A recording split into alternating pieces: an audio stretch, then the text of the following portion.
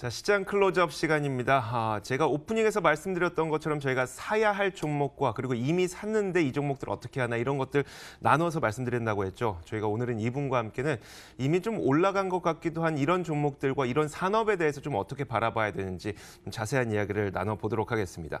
자, 하이투자증권 상품전략실 이동근 차장 나오셨습니다. 어서 오세요. 네, 반갑습니다. 자, 일단 중국의 경기 부양에 대한 기대감이 사실 연초부터 계속 있었잖아요. 그리고 양회 덕분에 또 증치세라고 부르는 이 중국의 부가가치세도 이제 4월부터 인하가 되고 그러다 보니까 중국 소비 관련주들에 대한 기대감이 여전히 살아있는 것 같거든요. 좀 어떻게 봐야 될지 앞으로도 계속 그 소비 관련주들에 대한 주가 상승은 앞으로도 계속 일어나게 될까요? 사실 이제 제가 보기에는 중국 소비주들에 대해서 가장 큰 매력을 느끼는 포인트는 역시 이제 위안화 강세가 지속되고 있다는 부분이라고 생각을 합니다. 네. 사실 그 원 위안 환율이 뭐 아시겠지만은 연초에 한 163원대 정도를 보였는데 이게 지금 꾸준하게 올라오면서 지난 8일 날 이제 그 10개월 만에 170원을 넘어섰어요. 사실 그러면서 이제 강세를 시현하고 있고요. 결국 이게 어떻게 보면은 원 달러 환율도 지금 강세인데 원 위안 환율이 같은 흐름을 보이는 적이 거의 없었습니다. 사실 굉장히 흔치 않은 상황인데 이게 어떻게 보면은 원화 가치가 하락을 하고 또 이제 중국의 위안화가 강세를 보이면서 이제 과거하고는 좀 다른, 그러니까 어떻게 보면은 위안화하고 원화의 차별화가 시작이 됐고 이런 국면에서 이제 이런 현상들이 나타난다, 이렇게 설명을 드릴 수 있을 것 같아요. 결국 이렇게 위안화 강세가 좀 이어지는 이런 흐름에서는 중국 소비주한테 상당히 유리한 이런 국면이 형성이 될 수가 있다는 거고요. 그러니까 위안화가 강세가 되면은 중국 사람들 입장에서 해외에서 수입해서 쓰는 물건의 가격이 낮아지는 거죠. 사실 이제 위안화 강세라는 게 말씀하신 것처럼 그런 부분. 그리고 이제 무엇보다도 이제 이거 갖다 뭐 한마디로 말씀드리면은 중국 소비자들의 구매력이 올라간다는 말씀드리고 싶고요. 어떻게 보면은 말씀하신 대로 중국의 제품을 수출하거나 또 이제 우리나라에 이제 오는 중국인들한테 서비스를 제공하는 이런 업체들의 수혜가 뭐 기대가 되는 거고요.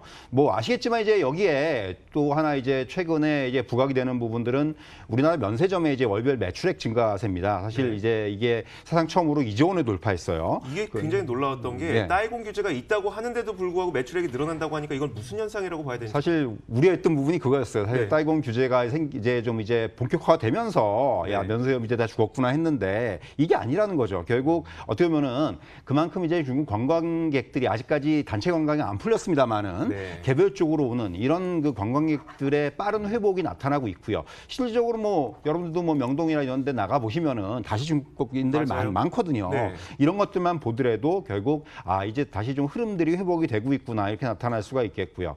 결국 그렇다면은 이렇게 이제 그 어떤 종목들, 어떤 업종들이 좀 괜찮을 것이냐에 이제 포커스가 맞춰져야 될 텐데 결국 지금 제가 생각하기에는 원화 대비해서 위안화 가치 강세에 따른 이익이라든가 또 이 주가 상관성이 높은 업종 중에서 상대적으로 지금 이제 수익률이 좀 덜 오른 이런 쪽에 좀 이제 아무래도 관심이 필요하지 않겠는가. 이미 뭐 중국 관련 소비주들 같은 경우 여러분들이 너무 잘 아시는 쪽이기 때문에 이쪽은 뭐 제가 따로 말씀 안 드리겠고, 제가 보기에는 이제 자동차 업종이라든가 또 이제 뭐 IT라든가 철강이라든가 비철금속 이런 쪽에 좀 여러분들도 이런 것들이 과연 상관이 있을까 하실 텐데 결국 이런 쪽이 아무래도 위안화 가치가 강세가 되면은 이런 쪽에서 이제 그 어떤 매출이라든가 이런 쪽에서 영향을 받을 수가 있기 때문에 이런 쪽에 한번 업종들도 여러분께서 눈여겨보실 필요가 있지 않겠는가, 그렇게 말씀드릴 수 있을 것 같아요.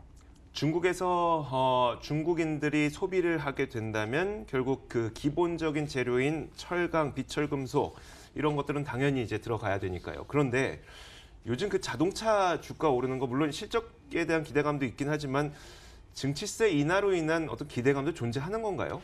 뭐 일정 부분 있는 것 같아요. 워낙 지금 사실 또 이거는 제가 한편으로는 워낙 이게 그 기저효과가 있었다는 거죠. 중국에서 매출액 인장이 지금 떨어져 있는 상황이었는데 어쨌든 간에 이제는 그 바닥을 찍고 올라올 수 있는 국면에 접어들었다는 얘기죠. 사실 이런 부분이 어떻게 보면은 사실 주식 같은 경우도 가장 많이 오르는 케이스가 실적 턴어라운드가 가장 많이 오르지 않습니까? 같은 전 케이스라고 생각을 해요. 자동차도 워낙에 안 좋았다가 이제 바닥을 찍고 올라가는 타이밍이 됐다는 겁니다. 사실 이런 부분들이 지금 작용하는 것이 아닌가, 그렇게 말씀드릴 수 있을 것 같아요. 자, 이제 시장 전반적인 흐름만 한번 살펴보도록 할게요. 이제 1분기 실적 시즌이 조금씩 이제 본격화될 예정인데 제가 어제 같은 다른 분께 또 질문을 드렸었어요. 이번 1분기 실적 시즌을 어떻게 전망하고 계시는지.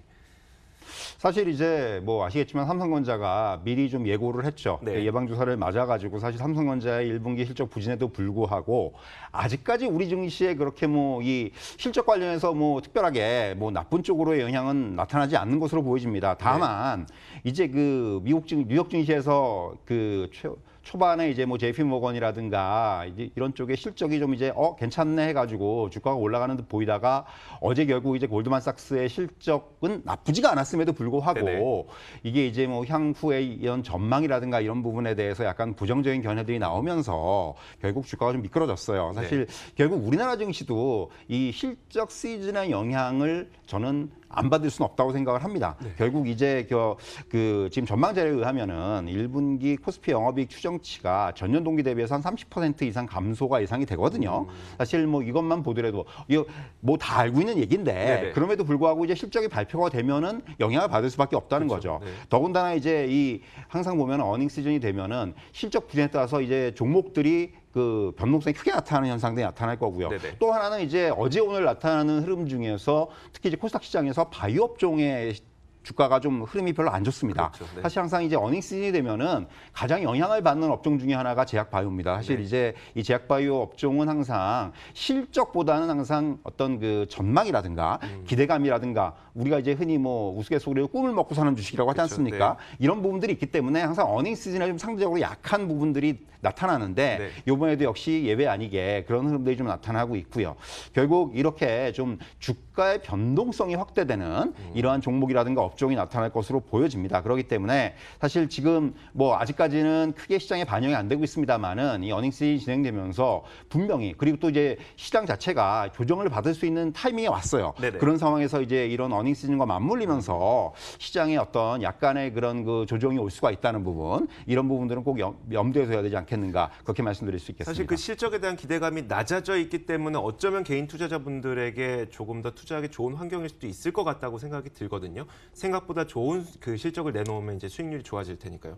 다만 그러면 그게 어떤 업종이냐라고 물어봤을 때는 딱히 뭐라고 말을 못 하겠어요. 어떤 업종일까요? 그러니까 결국 이거는 사람마다 약간 견해가 다를 수가 있습니다. 네네. 하지만은 제가 생각하기에는 결국 바닥을 찍은 업종들 그리고 이제는 뭐 더 나빠질 것이 없는 업종들이 우선적으로 이게 앞에서 자동차도 말씀드렸지만은 네네. 같은 케이스죠. 자동차도 그렇고 저는 뭐 화학이라든가 정유 같은 업종들도 그런 케이스. 최근에 보면 화학 정유 뭐 철강 이런 것들을 외국인들이 사거든요. 네. 결국 이런 부분들이 어떻게 보면은 이런 업종들은 어느 정도 실적에 바닥이 온 것이 아니냐 이렇게 말씀드릴 수가 있겠고 다른 의미에서 지금 뭐 반도체도 이제 바닥이 1분기냐 2분기냐를 두고의 어떤 얘기가 오갑니다만은 결국 이런 반도체 같은 경우도 이제 뭐 바닥에 가까워진 건 사실이에요. 네네. 그렇기 때문에 이런 부분들 결국 이런 업종들은 이번 그 어떤 그 조정 국면 그리고 이제 실적 악화로 인해서 만약에 주가가 좀 조정을 받는다면은 이런 국면에서는 좀 한번 매수 접근이 가능한 업종이라든가 종목이 아니겠는가 그렇게 말씀드릴 수 있을 것 같습니다. 대부분 이제 살 수 있는 종목들로 대형주 중심의 이야기를 해주시네요. 일단 지금 종목들은 개별 종목들은 그 실적에 의해서 등락이 좀 심하게 나타날 수가 있습니다. 그렇기 때문에 오히려 실적을 확인한 다음에 좀 접근하는 것이 저는 적당하다 이렇게 말씀드릴 수가 있겠네요. 자, 알겠습니다. 자, 또 한 가지가 이제 많은 분들이 모르겠어요. 정말 수익을 많이 거두셨을지 모르겠지만 아시아나항공 매각과 관련돼서 정말 주가 급등은 크게 올라왔습니다. 이제 이걸 어떻게 해야 될 것인가에 대한 숙제가 남아 있는데 뭐 SK도 거론되고 있고요. 한화도 거론되고 있고 그러다 보니까 지금 그 종목들이 다 상한가를 쳤잖아요. 만약에 인수자로 선택되지 않는 그룹은 또 주가가 또 많이 빠질 수도 있을 것 같아서요. 어떻게 해야 될까요? 그러니까 이것도 약간 뭐 견해가 다를 수는 있겠지만은 저는 오히려 그 반대라고 생각을 해요. 네. 사실 이제 어떻게 보면은 지금 당장은 이 아시아나항공이라는 이 인수가 아시아나항공의 인수가 어떤 시너지 효과라든가 이런 부분들이 부각이 되면서 주가가 오르고 있습니다만은 네. 사실 이제 뭐 이미 언론에도 일부 보도가 됐습니다만은 단순히 인수 자금뿐만이 아니라 여기에다가 추가 자금으로 더 이제 자금이 투입이 돼야 됩니다. 네네. 사실 그런 부분. 그러니까 어떻게 보면은 뭐 거기까지 가진 않겠지만은 흔히 얘기해서 이제 뭐 그 M&A로 인해서 네. 상당히 좀 이제 회사의 재무구조라든가 이런 게 악화되는 케이스도 많이 봤지 않습니까? 네네. 물론 거기까지는 안 가겠지만은 뭐 그런 그 우려들도 일부 있어요. 사실 그러고 말씀드린 대로 자금이 추가적으로 투입된다는 부분도 분명히 감안해야 되는 상황입니다. 그렇기 때문에 사실은 어떻게 보면은 이 지금은 이런 그 어떤 이벤트, 이슈에 의해서 주가들이 같이 오르고 있습니다만은 결국 저는 뭐 인수하지 않는다고 해가지고 네. 주가가 뭐 빠지거나 이럴 가능성은 크지 않다고 생각을 해요. 물론 하지만은